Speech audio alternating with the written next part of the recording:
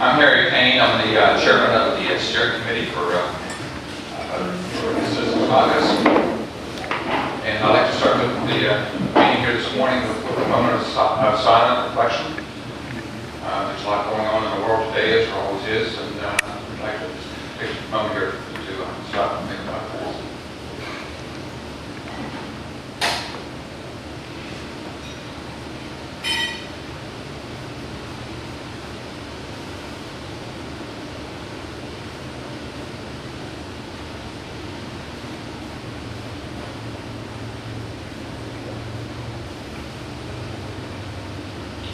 Okay, would you join me in the Pledge of Allegiance?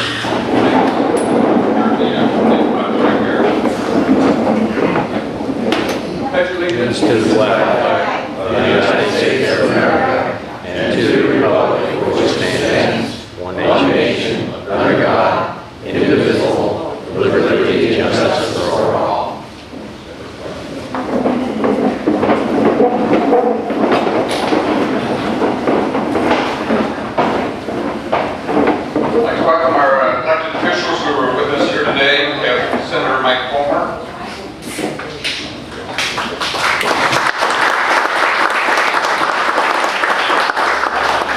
We have 11 County Commissioner Bill Ames.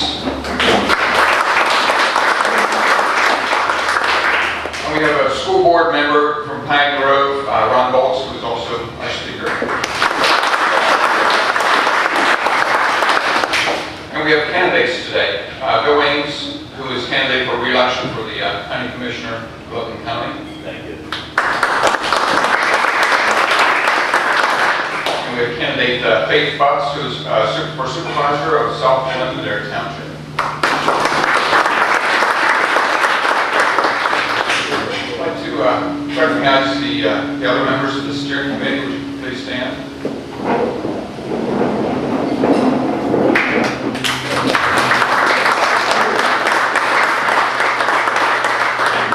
These people help to put together the program here, and I'd like to turn it over now to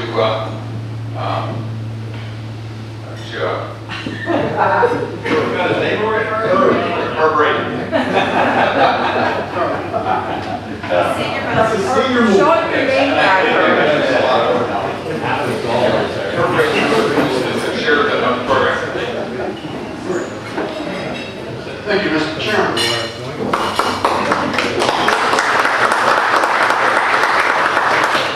I want to welcome the newcomers here and want to just a little background on the Citizens Caucus. We've been meeting quarterly for debates since 2008, and it's with the association is nonpartisan, and we don't support or the election of candidates. We do not endorse candidates. All we do is handle issues, and just want to be aware of that. The debate topic today is resolved that the Commonwealth of Pennsylvania shall discontinue the use of the property tax as a means of financing public education. That amounts to something in the area of $12.5 billion of the total state budget that's affected by this. And our debate will be carried on as follows. The affirmative speaker and the negative speaker will talk 10 minutes each, followed by 5 minutes each of rebuttal, followed by 15 minutes of questions that are handed in from the audience on the 3 by 5 cards that you have on your table. And then we will finish up with 5 minutes of summary from each of the speakers. Now I'd like to introduce our affirmative speaker, Mr. Ron Boltz. He's co-founder and vice president of the Pennsylvania Liberty Alliance, a political action committee that supports the legislation, House Bill 76 and Senate Bill 76. To replace the funding of public education by property taxes by the means of increasing sales and income taxes. Mr. Boltz is a member of the Pine Grove Area School Board and a technician in the telecommunications industry. Speaking in the negative will be Mr. Gene Barr, who's President and Chief Executive Officer of the Pennsylvania Chamber of Business and Industry. Prior to joining the Chamber in 2003, as Vice President of Public Affairs, he worked in various government and business capacities, including 12 years with British Petroleum at Marcus Hook in Delaware County. At this time, the speakers are to take over the meeting.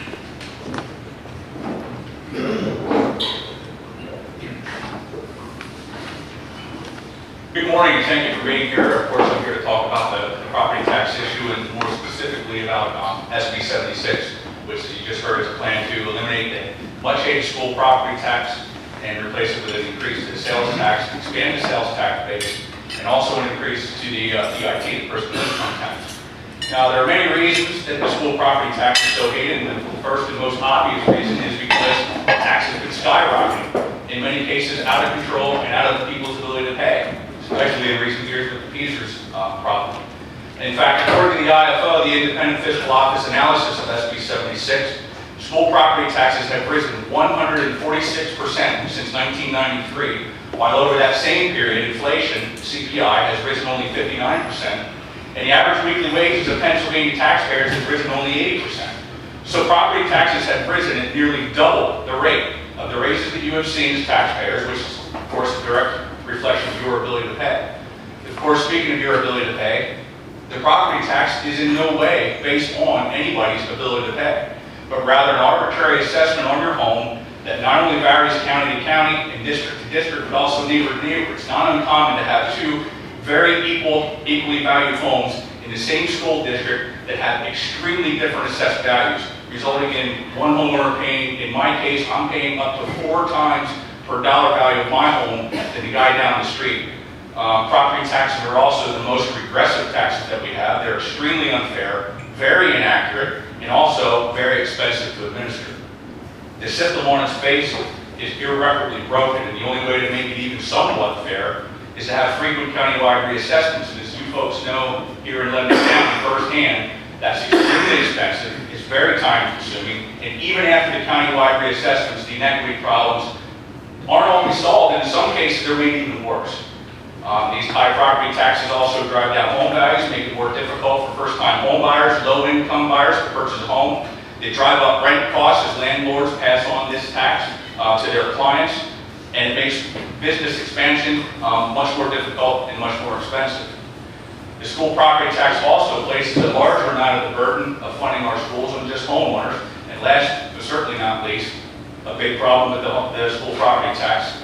If the homeowner can no longer afford to pay, they must either sell their home or they're thrown out when the sheriff comes knocking when the school wants its money. So, what's the solution? Well, the solution is to come up with a much more fair, equitable way to fund our schools while expanding the tax base so everybody contributes a little, rather than just the homeowner shouldering the lion's share of the burden, while also enacting spending controls, something that Harrisburg to date has absolutely failed to do, and quite frankly, as long as the school property tax is in place, they're not going to be able to put spending controls in place. SB 76, the bill that we support, does exactly those things by eliminating the school property tax completely, replacing it with a 1% increase to the sales tax, expanding the base of the sales tax to more items and services, which, by the way, Pennsylvania has one of the lowest, maybe even possibly the lowest, base of sales taxes of any state in the country. And also, we would be increasing the income tax by 1.27%. Now, doing so generates enough revenue to give the school districts a dollar-for-dollar replacement of their existing school tax revenue. This is all verified again by the IFO Independent Fiscal Office report. And because it's a dollar-for-dollar replacement, the bill does not redistribute wealth, and the money is not driven out using the school funding formula, unlike Governor Wolf's bogus relief plan that he has recently introduced. Now, the governor's plan also raises the sales tax and the PIT, but only gives back $3.8 billion to supposed property tax relief, and the rest is used to grow government and state spending in other areas of the budget. Now, he's out there claiming a 50% tax reduction, but this claim is false on its face. It takes, as you heard earlier, about $12.7 billion to completely replace the property tax in the state of Pennsylvania. The last time I checked, 3.8 is not half of 12, not even under the Common Core math that the Chamber of Commerce supports. And since money is driven out by the funding formula under Wolf's plan, it's basically just a redistribution of wealth, where the property tax reductions vary from as low as 15% in the Mars School District to a high of 306% in the Green School District. So what's going to happen is you folks will end up paying for the education of some other school district's children. Analysis shows that 405 out of our 500 school districts, 81% will be paying more under Wolf's plan. It's important to understand, it's very important, that any reduction scheme that does not eliminate the school property tax will only result in an increase when the tax goes up to its old level, surpasses that old level, and now, of course, you're going to have new taxes to pay on top. SB 76 is a clean bill, no carve-outs for lobbyists, no carve-outs for special interests, and it treats everybody the same, and it does not redistribute wealth. And when I say it treats everybody the same, that's because the personal income tax is a direct reflection of the taxpayer's ability to pay. Everybody pays the same rate. The more you make, the more you pay. Sales tax side, sales tax is a consumption tax that also better reflects your ability to pay than the property tax. The more you buy, the more sales tax you pay. The more expensive items you buy, of course, the more sales tax you pay. You have control over that. The property tax, on the other hand, is extremely regressive. It's a common misconception that wealthy people will benefit more from this bill than the middle and low income. In many cases, the wealthy homeowner pays far less in property taxes when expressed as a percentage of their income than does the middle class or low income homeowner. Pennsylvania currently has one of the lowest income taxes in the country, and even after the 1.27% increase, we'll still have a comparatively low rate of 4.34%, which is still lower than all of our neighbors except for Ohio, with whom we'll be virtually tied. Some of them will still be far lower. Take New York, for example. They have a rate of 6.45% for anyone making $21,000 a year, and it progresses up to 8.82% from there. Delaware is at 6.6%. New Jersey also has a progressive rate. It's at 5.53 for someone making only $40,000 a year. And it goes up from there to a top rate of 8.97, over double what our tax rate would be even after 76 is passed. On the sales tax side, still be lower than New York, be the same as New Jersey and Ohio, and only 1% higher than Maryland and West Virginia. Now, despite what you are maybe hearing out there, I don't think anybody's going to spend time and money on gas to drive all the way to Maryland or West Virginia just to save 1% on the sales tax. So I don't think we're going to be worrying about losing any businesses there. In fact, I don't even drive to Delaware to shop tax-free. And that's one of the common arguments that I hear is that, well, we can't compete with Delaware. Well, the simple answer to that is our current rate is 6%, 7% in Philadelphia. There's a zero. We're already not competing with Delaware. Is 1% extra on our sales tax really going to make a difference? Is that really reason enough to not move forward with this legislation? I say the answer to that is absolutely not. The overwhelming majority of homeowners will benefit by realizing a significantly reduced tax burden, especially our retired seniors. But you don't have to take my word for that. I'm going to refer back to the Independent Fiscal Office report again, which said the following. Number one, the elimination of the school property tax increases the disposable income of property taxpayers. It's on page 17 and 18. Number two, approximately 70% of his disposable income will be spent on taxable goods, services, helping the business community and the economy, which will create a secondary sales tax revenue increase of $34 million in the first year, also on page 17 and 18. Number three, working age homeowners realize a tax cut, that's on page 21. Retired homeowners realize a significant reduction in taxes, also on page 21. Number five, SB 76 will increase home values by an average of 10%. You can find that on page 23. Number six, the report projects that in a 5-year period following enactment, SB 76 will save $1.152 billion annually in replacement revenue compared to the growth of property taxes if the current system stays in place. And I'd like to speak real quick about spending limits. This bill actually does cap the growth of spending, and it does so at the average weekly wage increase, which of course is your direct reflection of your ability to pay. or the available revenue, which they remember is less. So if you hear by anybody tells you that SB 76 does not enact spending controls, they're either misinformed or misleading you. And last but not least, this is a direct quote from the report. Quote, "The elimination of property taxes would significantly reduce the property tax share and would clearly increase the attractiveness of the Commonwealth for business location and expansion." You can find that on page 25. Now, I'm going to close with making a really good point. This is probably the biggest point that I have to make here today. At some point, folks, the sales tax is going to go up.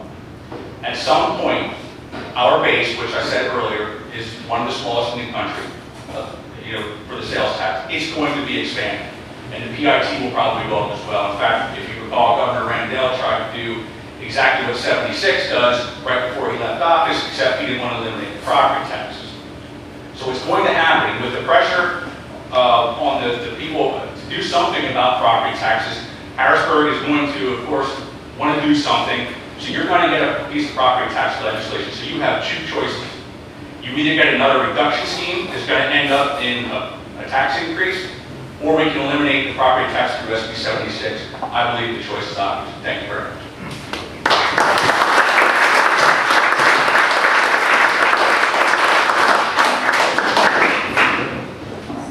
Everybody hear me without this? Everybody good? Please use Yes. it. What? No? What? Huh? Please use it. Use it? We need to use this thing? Okay. Good morning. It's good to be here. As Herb said, my name is Gene Barr. Your name is Herb. I just wanted to check. I just wanted to be sure. The good news is, I have great news here for you today after an announcement by the Wolf administration this week. The property tax issue is solved. It's done. It's over. The governor announced that the additional severance tax he's proposed on Pennsylvania natural gas will result in a reduction of 1/2 your property taxes. Now, I'm not quite sure how that will work. Because he said when he started it was going to raise $1 billion. The people in the industry know we'll raise nowhere near that because we're already getting over $20 million a year out of the impact tax on that. In order to reduce about half, he now has a tax that will raise about $5 or $6 billion a year. The effective rate will be 117% by today's calculation. So we don't have to talk about this anymore. The property tax issue is done. If you buy that. Where's the other half coming from, though? You said half, he's already. You'll still pay it under Governor Wolf's proposal. But if you buy that entire proposal, you and I should talk later. I do a lot of these talks, obviously, whether it's local chambers or other groups. I'm not even going to ask a show of hands to know what it is, and I've never had anybody say yes when I ask this question, which is who loves the property tax? No hands ever go up. When I say, are you paying about right? A couple hands will go up. Nobody likes property tax. I don't like my property tax. Everybody hates all kinds of taxes. That's the reality here. Now, we've been engaged in this debate for a while, and I want to kind of stay at a higher level to talk conceptually about this because there have been so many different proposals.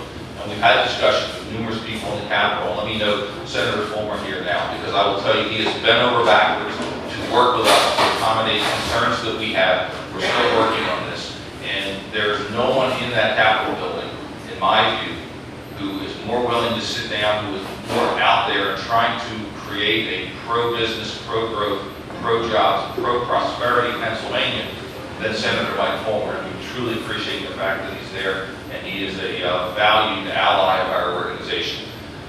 Our concern, when you start talking about property taxes, in our view, you need to address, yes, you're absolutely right, property taxes have risen significantly. In my particular case, my earned income taxes have also risen significantly because the municipality where I live has also realized that they can raise my income tax in addition to raising my property tax. So I've seen both go up significantly. The reality is, in order to get at this, it's almost like trying to treat a disease. What's causing the disease? And in all honesty, you've already noted one, which is government spending overall, in particular, two things that are a problem with government. One is the pension issue.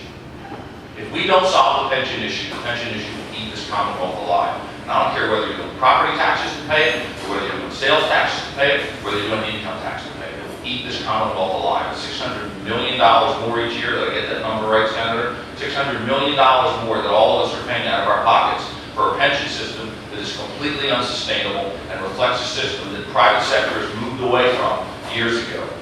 Herb knows that I work for a small mom and pop oil company called British Petroleum, a little tiny, maybe you've heard. They switched us midstream from a defined benefit, that is you work X years and you get X per month, to a defined contribution. That is, hey Bar, you worked for us for 11 years, here's how much money we think we owe you, go away, we'll put a little bit more in each year, and that's what your pension's going to be. A Fortune 50 company did that 25 years ago. The private sector's moved away from it. The pensions are driving this problem today. In addition to that, I want to see a lot of heads nod, prevailing wage. We don't fix prevailing wage where unsustainable wages and mandates are causing problems for schools and municipalities. We're going to be in a lot of problems. Now, the property tax has its good and bad side. Certainly, we know the bad side. It causes problems that we've all talked about here today. The good side is that it is, and if you know that, which I think we have to, that there is an obligation to provide a public education. The property tax does provide, as good or bad, it provides a steady stream of money. In 2008, 2009, certainly, it provided a steady stream of money, which, as I said, is both a good and an evil at a time when both income and sales tax revenues were declining during the last Great Recession that we had. The other thing that we've talked about is the fact that there are certain programs now that target assistance to people who truly need it. For those people who are in their homes, can't afford to stay, I believe the number is about 40,000, you can put your property taxes in abeyance. I would like to see us starting to target that assistance. And again, until we know what the size of the problem is that we're trying to resolve, after we fix pensions and after we address prevailing wages and the other government spending problems that are out there, we don't really know what target we're shooting at, and all we're doing is hiding the real cause and the real problem of property taxes. And yes, this fact of reassessments, I've talked to people too who live by me, who might have a house bigger than me, who are paying half of my tax. Absolutely, reassessment is a problem. And it's a tremendous political problem. I was a local elected official in the Philadelphia area. I understand how these work, and I understand how that gets at the local elected level. I completely understand it. Let me talk about a couple of other things, and certainly from an overall basis, and we've been engaged in this debate for whenever Representative Rohr started this, probably a dozen years ago when this started in earnest. Originally, it was going to begin to tax certain services and so forth that business paid. It would potentially create a problem for those companies that are located in Pennsylvania, knowing that Pennsylvania doesn't tax clothing, shoes, etc. The original proposals would have. I give Senator Fulmer credit for listening to us and making those accommodations to try and absolutely minimize the impact on business. However, I do have some business people who are concerned because once you shift and from a property tax to an income and sales, those businesses at least have a problem and may or may not ever see that reduction in terms of what that change is. And again, let's look just conceptually at what Governor Wolf has put out. Again, this is a far cry and a very drastic attempt. And you know you're in trouble. I hope there's no government union folks here, but you know you're in trouble when the government unions support a proposal to shift from property to sales and income. And it's a distinctly different proposal than the one that Ron's talking about and the one Senator Fulmer has worked on. Governor Wolf's proposal would shift from, and as was noted, certainly not deliver all the revenue, but would go to a significantly higher personal income tax. It would go to from a 6% to a 6.6% sales tax number. We tried to get them to do a 6.66 sales tax number, so we called it double sales tax. For some reason, the administration wasn't big. And eliminate almost all exemptions. So you would go from, for those of you in the room who've got children or grandchildren, you would be paying sales tax on your child care. So think about the $600, $700, $800 a month, multiply that. We've had some people in our office who ran those numbers. You're paying for your children's college, the meal plan would be taxed. Diapers, taxed. Funeral services, taxed. Tax and legal preparations, taxed. Again, this is Governor Wolf's plan, which is why we're extremely concerned about how these plans are created and the direction that they take. Of course, whatever we do, no one is talking about eliminating all sales tax or all property tax. There will still be the county and municipal piece, which conceivably, depending on the size of that, and I know that's certainly a fraction of what the school property tax is. Conceivably, you still could have a problem for someone who is in tremendous dire straits, potentially being able to lose their home because of the inability to pay, granted, albeit much less county and municipal as well. As we move from a property to sales and income, the other problem comes about, and I'm I'm not going to pick on people, but I think it's something that's important to point out. As I talked about the pension issue, there's another important part of the pension issue, in addition to the fact that we have a system set up that is based on 80-year-old demographics, and it's completely unsustainable, where you can have somebody work for 40 years for state government, retire at 100% of their income, plus collect Social Security. I don't know how many of you in the room get that. I don't. I think it's unsustainable. It used to be years ago when we had when Social Security came in. Anybody want to guess what the average age was? 76. That men lived to age 62. So under the demographics of 70, 80 years ago, you die and a year later you collect Social Security. That's the average age. The average age of a man now is 79. So demographics have changed significantly. We have a system that no longer works. In addition to that, those people who are collecting that pension, and again, one of the rationale for giving that pension away was that government employees make less than private sector, which is no longer true according to the U.S. Bureau of Labor Statistics. It's no longer true. They also do not pay taxes on that pension. So when you make that shift and you force the obligation onto others, there will be no, and you say we're going to increase the PIT 1%, 1.5, those receiving a defined benefit don't pay that additional amount. So there will be a significant shift when they get that. There will be a significant shift there. I think it's important to understand the potential problems that we have with competitiveness and making sure that we do that. And again, this is not saying that what's out there that Senator Fulmer's colleagues have put out, but as we make this move, we need to be cognizant of our competitive approach and from the fairness perspective, and let's address the root cause of these problems before we figure out what the total problem is we need to address. Thank you.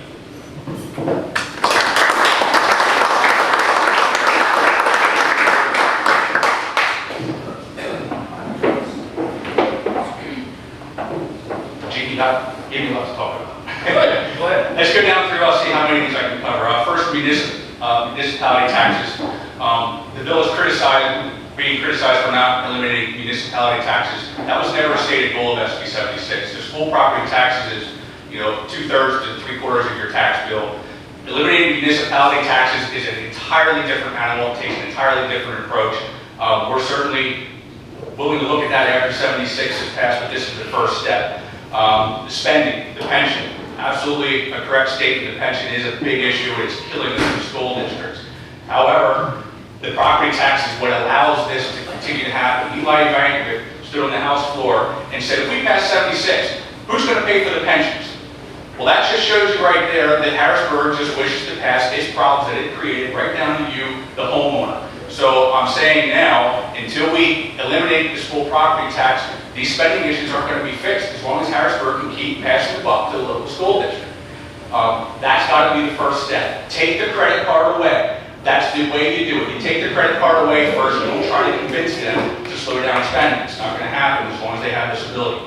Prevailing wage, agree, again, 100%, but even if we get rid of prevailing wage, it's not going to lower your school property taxes. It's not going to make a significant difference. Steady stream of income. It's a common misconception that the property tax is so steady. I'll give you a quick example. Upper Marion School District, GlaxoSmithKline, recently appealed their assessment and the courts awarded them a $2 million reduction in their property tax. Now, who makes that up? The rest of you do. The rest of the homeowners make up that difference. This happens all the time with big businesses. And speaking of big businesses, they get the benefit of KOZ and LERTA that the existing small businesses don't. This is corporate welfare.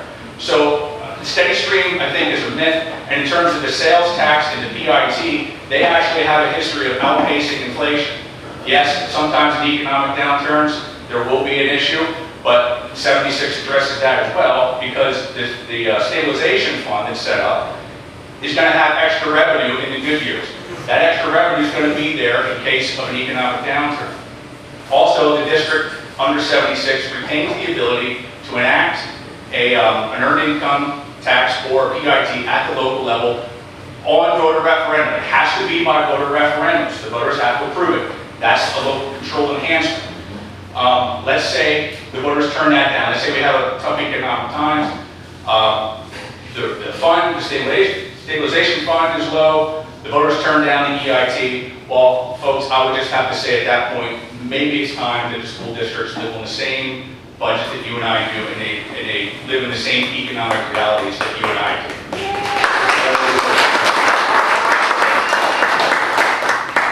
The programs that you talked about, putting your property in conveyance, that doesn't fix the problem. That doesn't fix the property tax problem. And that doesn't help the school districts. Now the school districts have to wait until somebody dies to get their money. What kind of a fix is that? And also, this is just more proof that the government owns your home and you don't. I don't think that's a fix at all. I think that just compounds the problems in the long run. Tax including clothing. SB 76 does not tax any of your fresh fruits, vegetables, meat, and so forth. Anything that's on a WIC check, they still remain untaxed. And as far as clothing, anything under $50, item of clothing under $50, also remains untaxed, under 76. Businesses that lease their property. Well, why are they leasing their property? It could be different reasons. It could be because someone who leases their property has a 100% deduction, tax deduction on that lease. Homeowner doesn't have that. The small business that owns his property, he doesn't have that benefit. So possibly that's why they're leasing. Also, if 76 is passed, if that property or business owner that's leasing the property, maybe he wants to buy, he can't afford. SB 76 helps that as well. It makes buying that property much more affordable when they don't have to worry about the property tax portion of that building. Moving on to the PIT shift. Again, we're still going to be one of the lowest of our neighbors. I don't know, you referred to taxes on child care and so forth. That must be under Wolf's plan. Again, eliminating municipal tax, that's a whole different animal. And getting back to the leased property, I would also say that wouldn't that create more competition? If the owner of the building no longer has to pay property taxes, basic free market principles mean that his costs go down, that market becomes more competitive. Doesn't that benefit the business owner who's leasing the property? I'm getting a stop sign. Thank you very much.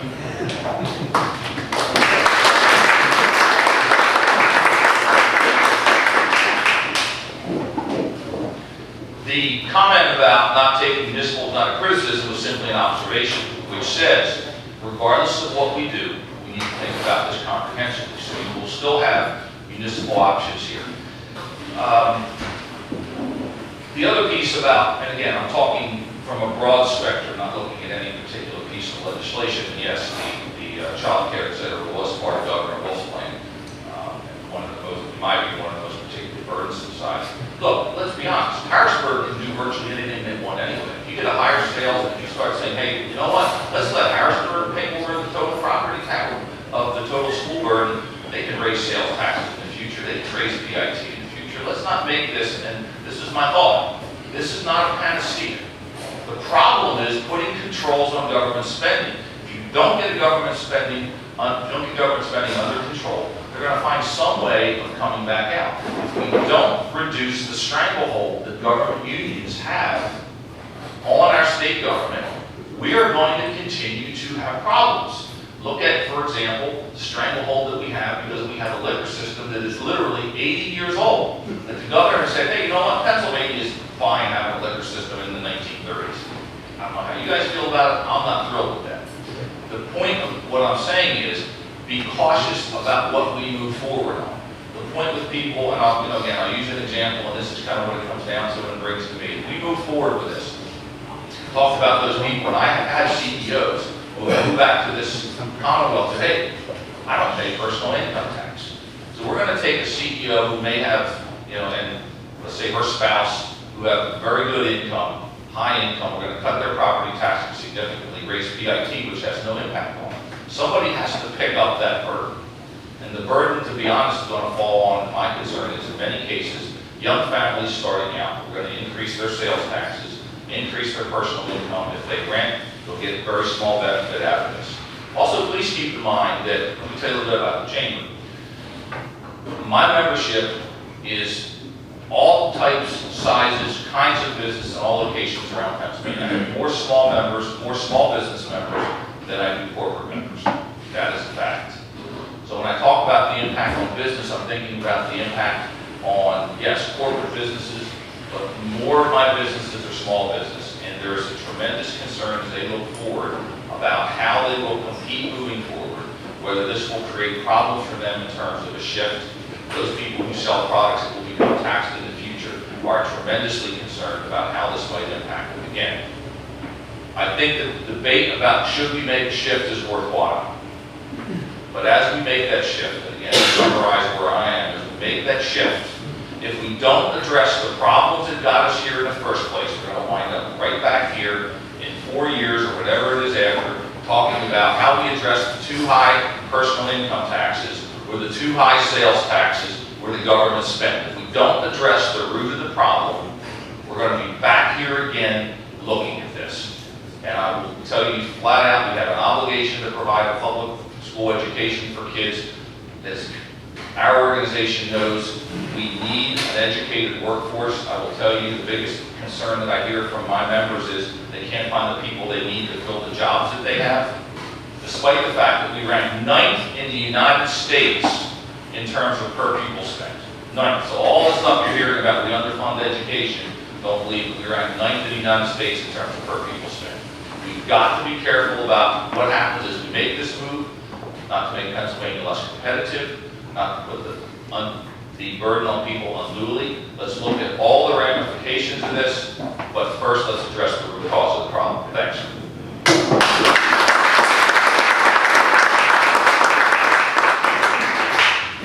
Those that have cards, would you raise your hand? We're going to pick them up. I just have one comment. There was one part of the issue that I wish you guys would address, and that is mortgages that are held by the school districts. I'm talking about capital improvements that are financed with bonds, essentially. Is that going to be spread across, is that going to end up being a liability for all of the citizens of the state of Pennsylvania? Or are sufficient funds going to continue on the residual system? Is that right? Yeah. It's a great question. I'm glad you brought it up. Actually, one of the criticisms we get under SB 76 is that it doesn't completely eliminate the school property tax, and that there will be a school property tax remain in place. And this is actually a good part of the bill, and it directly answers your question, Kurt. Your concern was exactly the concern that many legislators in Harrisburg had. In other words, why should somebody else in a different district be paying for the outrageous spending of another district across the opposite side of the state if they build a big, school building? Why should we pay for their debt if they're building top-to-bottom schools when our school has been frugal? Well, what we did in 76 was we kept the debt in place. The property tax will remain in place until that debt is paid off. So you would see probably about a 90% reduction in your school property taxes right off the bat from 76. Across the state, the average of debt service is about 10% of your school district's budget. So that 10% would remain. The property tax remains all the way up until the point where that is paid off. And then once that's paid off, then your property tax goes away 100%. So to answer your question directly, no. One taxpayer in one district will not be paying for the debt service in another district across the state. I haven't had a chance to sort through all the questions.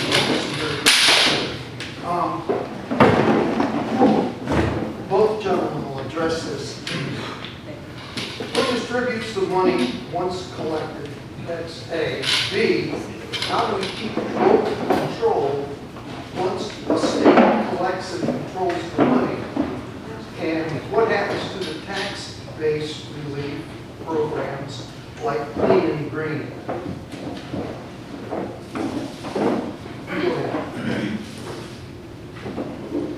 The money under 76 is put into a separate fund. There's a fund created, it's called the Education Stabilization Fund. The money goes right into that fund, and it's driven out of that fund dollar for dollar. So that's where the money goes in, that's where the money comes out. In terms of local control, there really is no loss of local control in terms of your school board's decisions, in terms of curriculum, and even with the money that comes to them. They still have the choice of what to do with that. The only thing that you're getting rid of as far as local control is the ability of any 5 school board members to raise their taxes at will. Other than that, there is no loss of local control, and in fact, I would say that 76 actually enhances local control. And the reason I say that is because I mentioned earlier that if the school district now needs money for its general fund, or maybe wants to build a school, new addition, what have you, it now has to go to voter referendum. They have to state the project, the amount of the project, the length that it's going to take to pay it off, and you cannot add to that later, and it must be approved by the voters. I would say that's the ultimate local control. You're now giving you, the homeowner, the ability to decide. So this is a local control enhancement. There's no loss of local control at all in my eyes. Clean and green, that's another good question. I would imagine that the 76 doesn't address clean and green, but I would imagine it would stay in place until the municipal taxes, they're still in place. So you're going to still have your clean and green applied to your municipal taxes until hopefully down the road we can address the municipal taxes as well.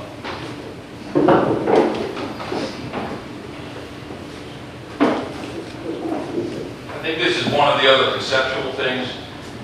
Look, right now, with your school property taxes, your individual districts have a fairly significant amount of autonomy in terms of how you're going to spend it. The reality is there's significant discussion in Harrisburg, and right now, there's already changes afoot in how the dollars get allocated. If you're going to turn this over into Harrisburg, then I would argue that you are going to see some authority. I don't know what's going to happen in 5 or 10 years when we're no longer here and you don't have 26 Mike Fulmers in the Senate. What might happen to a, quote, dedicated fund that isn't constitutionally protected? I will tell you one of the reasons why things like the road fund haven't been created is because there's a constitutional requirement that it be spent on those things. With the wrong 26 people in the Senate and the wrong 102 in the House, I'm not sure what might happen with those dollars that you send to Harrisburg in terms of personal income tax and higher sales, particularly if we've not addressed those situations. And again, there's always going to be, and I would argue that there should be, additional state resources directed towards school districts that have a much more difficult time. And I know that's not always popular to say. I grew up in what was arguably the worst school district in Pennsylvania, the Chester Upland School District. I grew up in that district. I'm fortunate I didn't go to the schools, parochial schools. I also sent my kids to parochial school and figured, hey, if I was going to have nuns and priests and brothers torture me for 16 years, then I'd make sure I would. But those districts are in significant trouble. And we do have to get more there because their base is significantly eroded over the years. And I know nobody likes to send money to Philadelphia. It is an issue that's going to continue to come up. So when you send the dollars to Harrisburg, like it or not, you are going to give up some of the autonomy that you currently enjoy over that situation.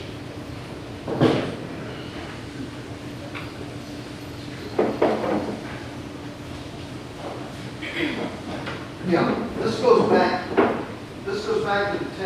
the pension situation. If HB 76 passed, who escapes funding pensions?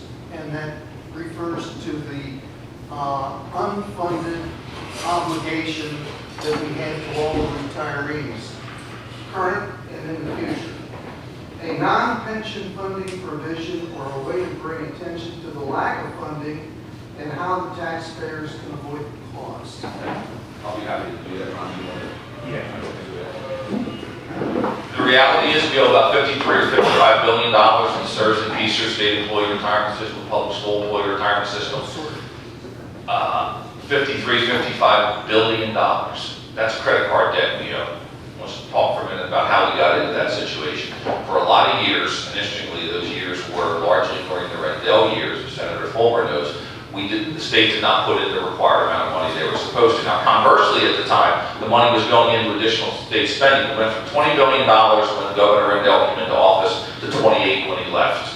But we weren't even making the required contributions to the pension system. Meanwhile, we added state employees, we added public school employees, which exacerbated the problem. So that's one, we didn't make the required. I'll be the first to admit that. Two, there was a retroactive benefit increase in 2001. They changed what's called the multiplier, not to get into the weeds. The bottom line is the state retroactively gave away a pension increase in 2001 backwards, which hit the funds for $10 billion. Yeah, that's billion with a B. The problem is, we are on the hook for that. And I will state that whatever we do with pensions, we need to look at those people who are currently retired and not touch a penny. That's completely unfair. For those people who are close to retirement, we should probably set a date and say nothing should change after that. Right now, there are changes afoot. Senate Bill 1, which passed, was, in our view, the best thing that happened on that issue. And since I've been in Harrisburg, my 22, 23 years there, it would have rolled back that pension increase from 2001. The government union squawked and said, you can't change the terms of our pension while we're employed. Well, that's funny, because you took a retroactive pension increase. I guess you can't change it when it goes to your benefit, but we're not allowed to touch it otherwise. The problem is, we owe that money, and there is going to have to be a way found to pay back those dollars, because we owe it to those people. If we don't, I've seen a couple of studies that show if we don't do that in the span of the next 5 or 6, 7 years, we may not have the money. We may have a Detroit situation on our hands. So that is going to continue to be a problem. That's a credit card debt we all owe, unfortunately. Gene, I concur with your frustration on the issue with the pension. I would say that as far as the pension, I think SB 76 will force Harrisburg to address it, because as I said earlier, what's going on right now is it's way too easy for Harrisburg to ignore it and continue to pass the buck down to the local school boards, who have to just keep increasing your property taxes year in, year out to meet their pension obligations. We're going up to almost 30% of payroll. 30%. We should be at 4 to 7% on pensions. When I was in Pine Grove, I actually brought Rick Dreyfus in to do his presentation. You know Rick, I got accused of pushing a political agenda, but I thought it was necessary for the teachers and the community to see the issues that the pensions cause. But as far as I'm concerned, Harrisburg created the problem. Harrisburg can fix the problem. I don't want to fix it at the local level, and I believe 76 is going to force them to look at this issue, because I will admit right here, there's not enough money in 76, if enacted, to also take care of this pension issue. This is a plus for me. Let them deal with the problems that they create. And, you know, as Scott Wagner says, Harrisburg doesn't have a revenue problem, it has a spending problem. So let Harrisburg reprioritize its budget to come up and actually contribute the amount of money that they should have been contributing all along to fix the problem that they caused. As far as I'm concerned, it shouldn't be on the backs of the homeowner.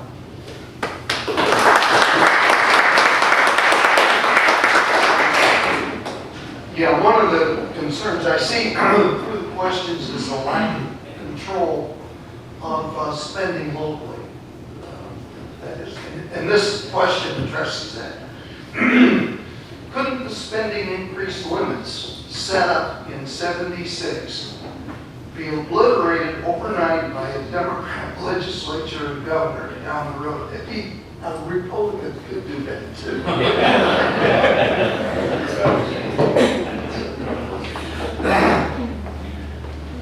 going to go first, and I'll go. Could the 76 limits be going up? Why? I suppose any law that's passed could be undone and things could change, but is that reason to not go forward with this legislation? I would say not, and I would say that, you know, you currently have very little spending limits at the local level right now, and I'll tell you, as experience from a school board member, I'm currently negotiating a teacher's contract in my district, and I can tell you that school boards across this state are put up against very highly trained, highly skilled, highly paid negotiators from the union, and they go into these negotiations at the bargaining table, and they have their clock cleaned by these union negotiators. You have school board members who have no idea even what the school budget is. They have no idea what the Pennsylvania labor laws are. They don't know what they can bargain for, what they don't have to bargain for. They end up giving away the house, and, you know, the union want to keep it that way. Under 76, put these spending limits in place. I think you're going to see a big change to that. This is why the PSTA hates this bill so much. Not only do they see it as a threat to their constant beating up on school boards to get their 5, 6, 7% plus raises every year, they also don't like the idea of the mom and dad sitting at home wishing they could send their child to, say, a private school choice, and having that available tax dollars that they were paying in property taxes that they were forced to pay to the local school district. They now have that in their pocket. They can make more decisions to send their child elsewhere PSC hates this idea. That would ultimately also create more competition and would improve our schools and give our children better education.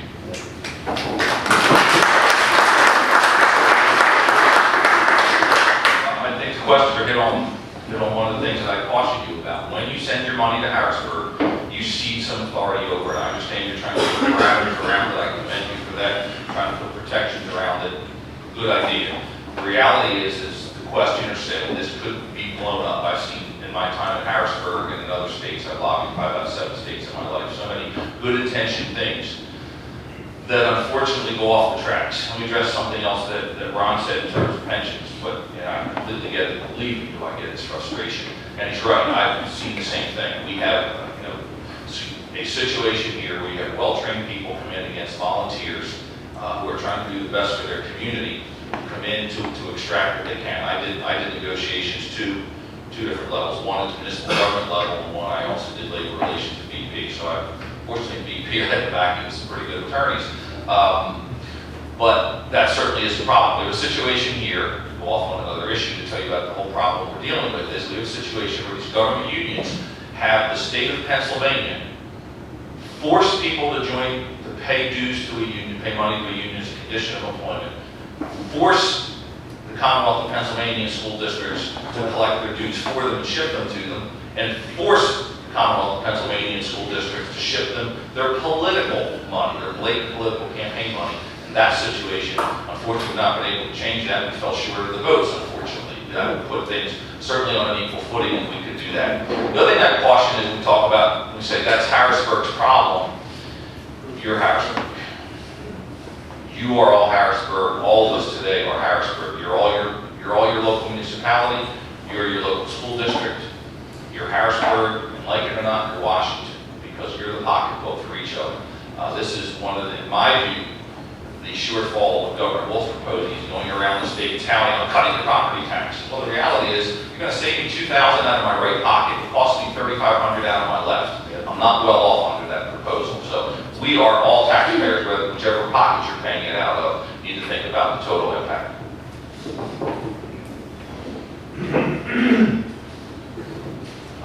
We have 2 questions here to follow up on this current topic, as a matter of fact. How much would a taxpayer who's currently paying taxes on a $200,000 home have to spend on goods and services to break even on what they currently spend on property taxes with HB 76, and then just a rider to that?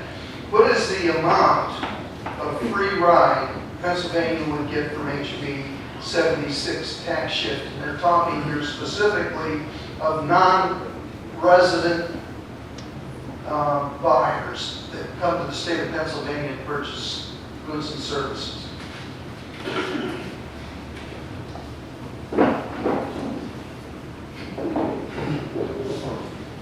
I can't say for sure on home value what your property tax savings would be, because I have no idea what your property taxes are. And on a $200,000 home, that could vary greatly. In fact, a $200,000 home in my district varies greatly just within the district. So I'm going to give in my closing remarks some quick figures and examples. Maybe it'll give you a better idea. So I'm not trying to dodge that question. Maybe you'll be able to figure out on your own whoever answered that question with some of the information I give in my closing arguments. What was the second part?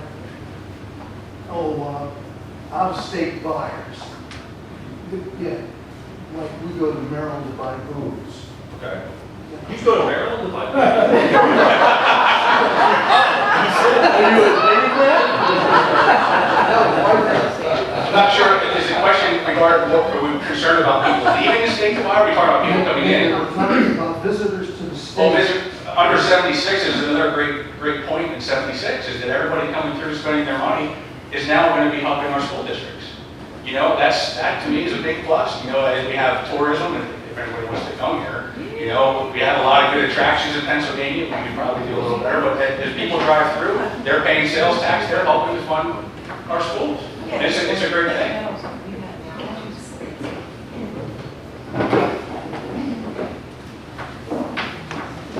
Yeah, I'm not sure what those numbers are either, because it does vary significantly. I know from talking to many retailers, again, this This is not saying what's in 76 or what's in any other proposals, but again, it's cautious about what you do. That is, when if you go down to Lancaster and head down here to the outlets, you'll see a lot of people from New Jersey and New York, et cetera, who are, they're not paying taxes on most of their clothing. They're paying it on some. I think purses, pocketbooks, I should know this, my wife buys a couple a week. Pay, I believe that's sales tax. I don't know if anybody can, but there are a lot of things at those outlets that are taxed. We also have people staying at the hotels, eating at the restaurants, going to the other attractions. And one of the concerns the people on the retail side is, hey, look, if there's no longer a huge incentive for people in Jersey or New York, et cetera, to come to Pennsylvania because they get 6% rate on their sales tax when they're buying kids' clothes, et cetera, there may be a reduction in that as well. So again, as we think about how we want to craft this together, whatever the proposal is, we need to make sure that there's not that inadvertent consequence that when we think we're going to be capturing people coming in, and in reality, what happens is we have a reduction in tourists. And, a lot of that is kind of related to the severance tax issue that we're debating with the governor. The governor says, oh, we're having this, and if we just put the percentage up X, look how much more we'll collect. No, what you'll do is you'll say to those companies who are coming in here, you know what, our capital may be better invested elsewhere. So that's one of the consequences we need to be cautious of as we craft a solution to move forward.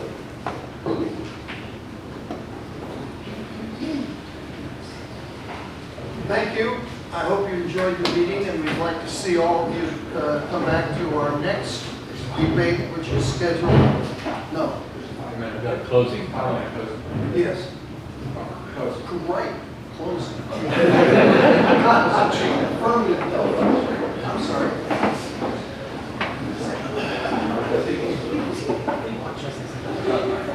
I'd like property tax owners or property taxpayers to consider this. Your school property tax is $2,500 a year right now, which is actually the lowest state average of about $3,500. You would need to spend $35,714 every year on the newly taxed items that we currently are not subject to sales tax just to break even. You would need to spend $250,000 on currently taxed items every year just to break even with the additional 1%. You would need an income of about $200,000 a year to break even with the extra 1.27% on the PIT. Now, of course, your tax structure is going to be different. It's going to include all of those. I can't give you an actual number, but I say this only to give you an idea of the benefits that you might see under 76. Now, in preparation for this debate, I sent one of the Chamber's arguments that I found on their website to a few of my small business friends to ask them exactly what their response would be. The exact argument that the Chamber was making is, quote, an increased and expanded sales tax will affect competitiveness and bottom line costs. I'd like to read two of those responses. Gee, I didn't write these. First one, I have not seen the proposed changes under SB 76 making a significant difference in our business tax landscape. Of course, we will pay higher sales tax with increase as well as additional items to be taxed, but we will save more in property taxes we no longer owe. There is no additional burden in terms of record keeping nor reporting. In fact, it's the opposite. We will no longer have to report and pay property taxes. We are a retail furniture business. I do not see 1% sales tax increase affecting sales at all. Some customers may grumble first, but I don't see anyone choosing not to buy something they want just because of 1 more percent. New Jersey is the only border state we have experience with, and they are already at 7%, and we collect them on any deliveries we make in New Jersey. We have no significant impact. We will have no significant impact on the sales tax increase other than a shift from the property tax, which is most welcome to us. The PIT increase is not desirable, but it's better than the arbitrary and capricious property tax we are currently subject to, which can be changed or thrown into question on the whim of the school board and their solicitor. Every small business owner who pays the extra in PIT will also save property taxes on his personal as well as his business properties. In most, if not all cases, that will exceed the new tax code. We are a small business with roughly 30 employees and 3 business properties in Pennsylvania. We are paying upwards of $35,000 in property tax, and it is increasing every year. We would experience a net tax decrease under the shift. This is due to the broadening of the tax base and everyone paying their fair share. In addition, we would have tax stability, which is very desirable. I believe that we are very representative of many small businesses in Pennsylvania. Under the current system, we are quite disadvantaged when compared to large businesses who have the ability to swing deals with local schools and municipalities for tax favors. We are paying for them, and I'm tired of it. Sorry, Gene. Here it comes. The chamber needs to be renamed the Chamber of Big Business, and that is who they're representing in this deal, and they're throwing the small businesses under the bus. I hope this helps. It's not my words. I said that exact thing to my other friend, and I said, Dave, do you concur with this? He's also a small business owner. He said, yes, completely. With one addition, since it's a talking point for the chamber, they say the PIT affects their bottom line. This is absolutely false. The bottom line is determined first, then subject to the applicable taxes. Since almost all small businesses are either LLCs, sub-S, or partnerships, that bottom line is moved to their personal taxes for computation at a much lower rate. It is the same as having the W-2. Make more, you pay more, and by virtue of this model, the inverse is also true. Make less, you pay less, which is very helpful in downturns and poor economic conditions. The same is not true for property taxes. Your business can be down 50%, say, from a road construction project, and you must still pay the huge bill. He has a business very long, and he wanted his business to be affected by construction. That's why he brought that up. But I'd just like to close with a couple more thoughts. Folks, this bill is complete common sense. Please don't let lobbyists mislead you, or, their job isn't necessarily to tell you the entire truth. Their job is to protect their contributors and their members, not necessarily do what's right for Pennsylvania taxpayers. Because the Chamber of Commerce is the opposition to this debate focused mostly on money, businesses, and the economy, what always seems to get lost in this debate are the 10,000 homeowners every year who lose their home to a sheriff's sale. That's 10,000 sheriff's sales, that's not foreclosures. Anytime the government has the ability to kick someone out of their own home, it's deplorable in the United States of America. It needs to stop immediately, and regardless of the economic benefits or the benefits to us as individual taxpayers, that reason alone is reason enough to pass SB 76. Thank you very much.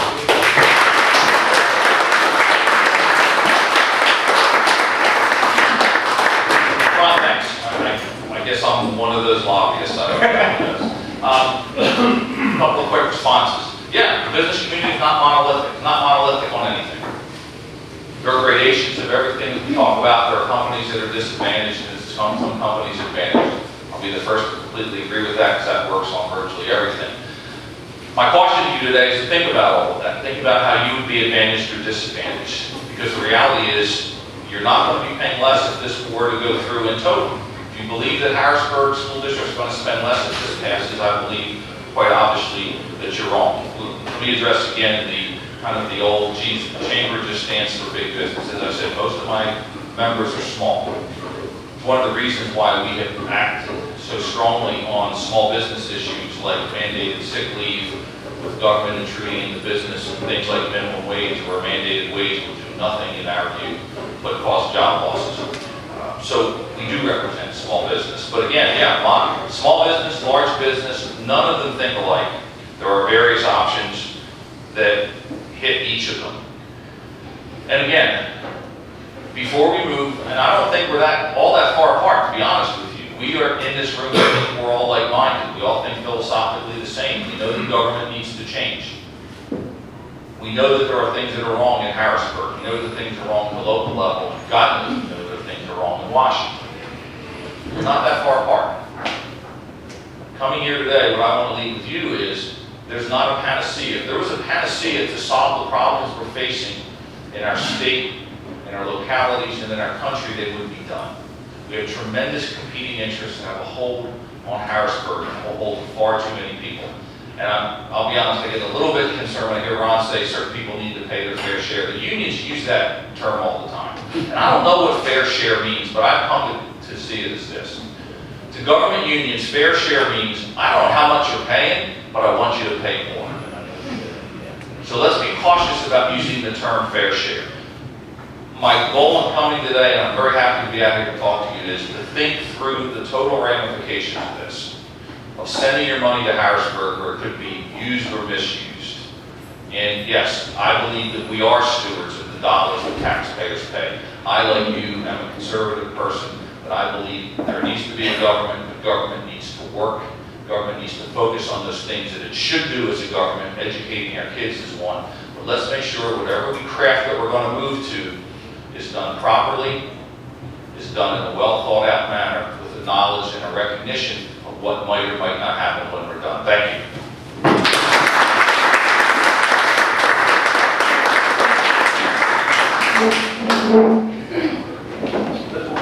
I may say something, because I am one of the co-authors of the bill, of 76.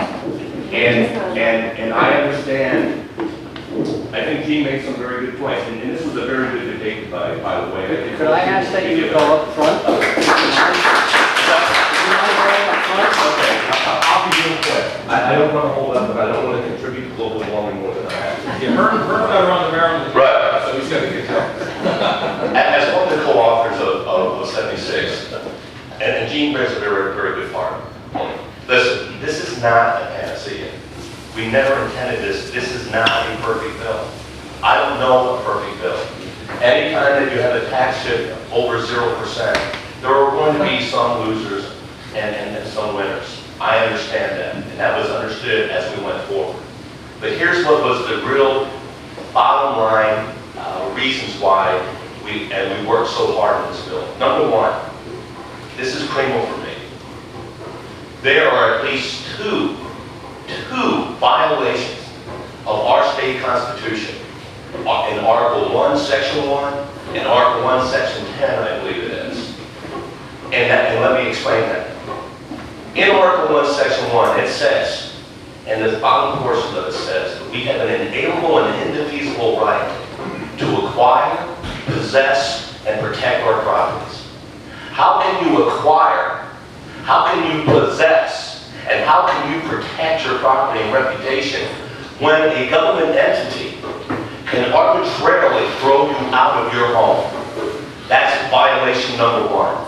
Violation number two is when the tax sales do happen, Article 1, Section 10 through eminent domain says we're to get fair value for that market share. Show me the fair market value that a person, and I'm going to talk about somebody who tried to skip out on their bills here.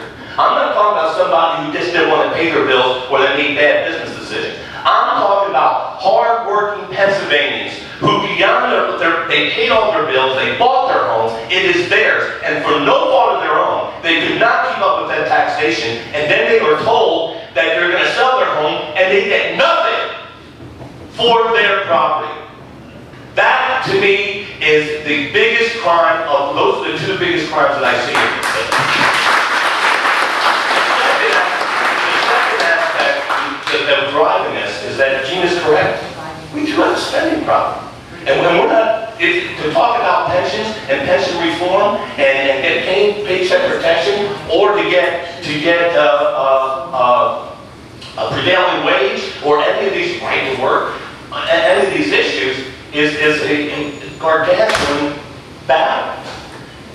And I agree, I have to agree with Ron on this point. I believe that this would force us to look at issues because if we don't, we're going to always have these huge deficits. And it will force us to make hard decisions, which we try to avoid at all times. Just let me know. Local control, biggest myth of all time.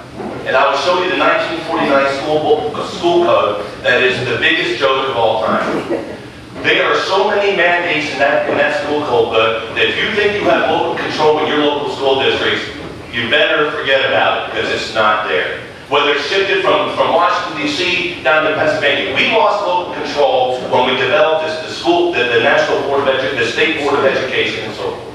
So those are the reasons why we did the bills. Number one, there really isn't any local control. But most importantly, if you are destitute, the one thing you should be able to fall back into is the fact that you have a home to go to. You may not be able to pay your electric bill, so you have to burn a candle. But at least you have a place to be.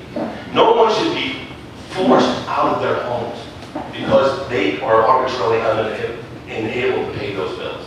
That was the whole point of SB 76. We do need to be cautious. And this was a very good debate. Because we tried to do that. And believe me, SB 76 is not HB 76. We painstakingly went through the whole aspect of this bill. And believe me, it was like watching paint dry.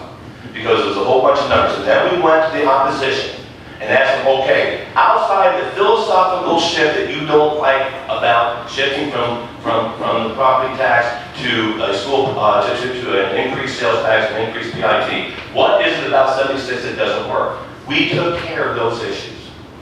It's now down to whether or not you agree politically or philosophically with the tax shift. And it's a tax shift.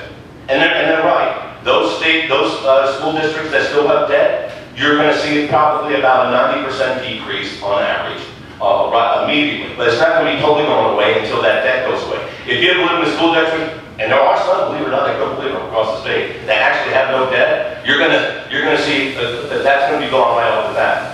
Now, as far as the local municipal taxes, like the county taxes and the municipal taxes, property taxes, that would actually take a constitutional amendment to change, plain and simple. But the school property tax was the lower of the two hanging fruits right off the bat to address the ability of what I think this nation was founded on. People came to this country not to be able to own property. There were serfs and so forth that came here because they wanted to have an opportunity to be able to own something that was theirs.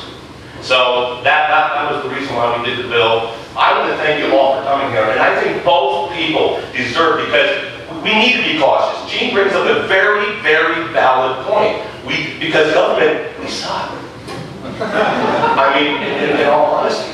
And we are great spenders of other people's monies. And Gene has brought up some excellent points there on that point. But Ron has brought up excellent, this was an excellent debate. And again, I just think both people should get an applause and take the time out.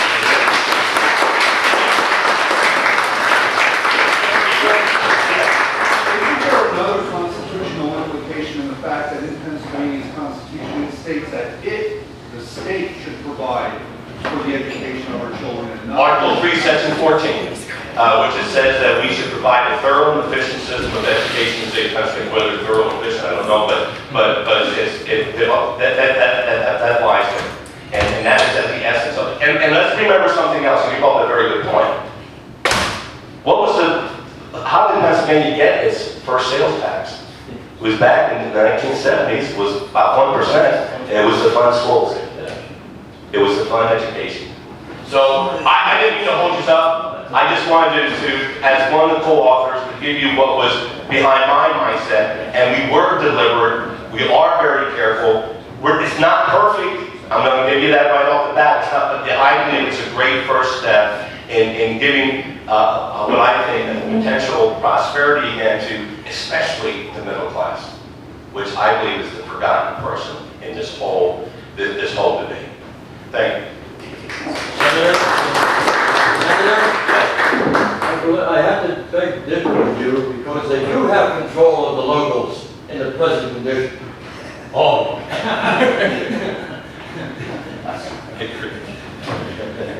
Yeah, Bill Lane's county commissioner has a few comments from the county standpoint. Well, I'm not the orator that our senator is, and that certainly lets us know that Mike does a good job representing us in Harrisburg. But I would just like to throw a few things out from the perspective of now almost completing my first 4-year term as a county commissioner. It is, I think, bad enough that we're all paying outlandish property taxes to keep the schools in operation and to fund the union employees and their wages and so on. But I want to make sure that you take a look at the entire picture. You're also paying county taxes to support the system of assessment and collection of taxes. And in Lebanon County, there was a complaint filed in the Court of Common Pleas, and the county was ordered to do a reassessment. Now, it certainly was due, because we know it hadn't been done since 1972. But I came in on the beginning of the reassessment process, and after the prior board had been forced to order the reassessment. And I'm sure you heard and read this in the news, but you've probably forgotten it by now because we're 3 years now past the reassessment process. But for the same property owners that pay the property tax to support the schools, also paid additional property tax to the county to support the reassessment process and to continue the assessment process as it goes on. And the county had to borrow $2.2 million for the reassessment. And that really benefited primarily the contractor that did the reassessment. And they did a lousy job, even though we worked with them every day, day after day, to do the reassessment. And as was pointed out, it's never going to be fair. And as a county commissioner, part of my job is hearing the assessment appeals. And big businesses can afford the big attorneys, and you wouldn't believe. And someone mentioned Lourdes, the elk company, the shingle company here in Lebanon County. They have a LERTA, and when they get a LERTA, they have to agree that they will not appeal their assessment during the 10 years or the 5 years, whatever the stipulation is in the LERTA. But elk just finished their LERTA, and guess what? They're in for a big appeal now to get their taxes lowered. They just started to pay full taxes based on the assessment. So it's true, the homeowner doesn't have those luxuries. One, you can't afford high-powered attorneys. Two, you can't get a LERTA. If you want to put an addition on your house or build a new house, you can't come into the county and say, into your school district, into your municipality and say, create a plan where my taxes, I won't pay any the first year, and they increase by 10% through the 10 years of the LERTA. So the individual homeowner is at a disadvantage all the way. And I have to sit in those appeals and during that reassessment process, and I see people, I'm already an old man, but I see people older than me or less firm than I come in their walkers and their wheelchairs and say, as part of their assessment appeal, I can't pay my taxes. And of course, we have to say, we're not here to establish taxes, we're here to establish value. And you have to tell us why we have your property overvalued. And many of them, as I said, can't afford any representation. They come in totally unprepared. And I have to say that your Board of Commissioners, all three of us, are very receptive to that. And we try to actually help these people through the assessment or the appeal process. But no matter how you look at it, we talk about clean and green, we talk about LERTAs, we talk about reassessment, we change one person's value. Someone else has to pick that up, folks. And right now, the property values are plummeting in Lebanon County. I don't know if you're aware of that or not, but I am as a county commissioner, because day after day, we're doing assessment appeals 2 days a week now. We sit there all afternoon and do assessment appeals.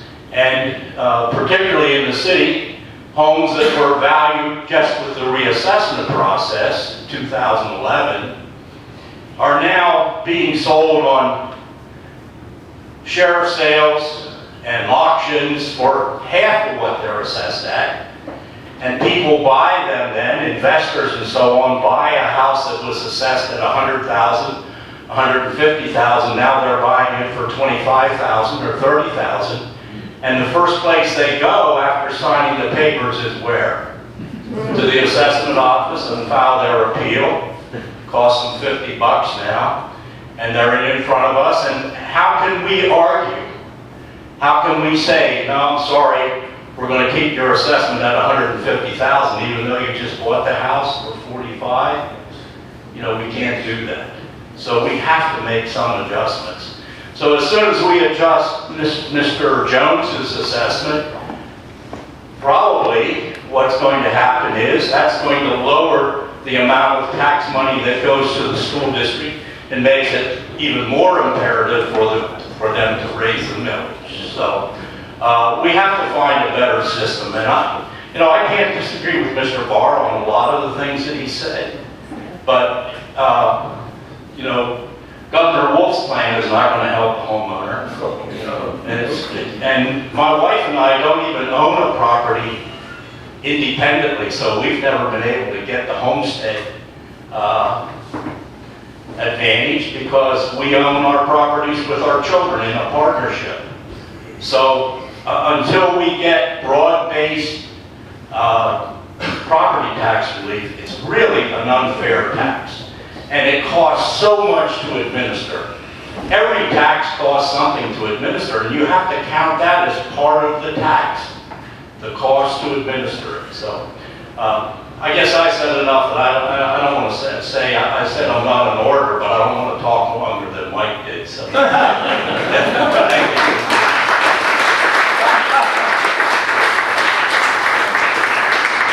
Well, I'll say it again, thanks for coming, and do you have any words, Gary? Okay. No, just everyone is invited to take a handout with them when they leave and read it over. Excellent.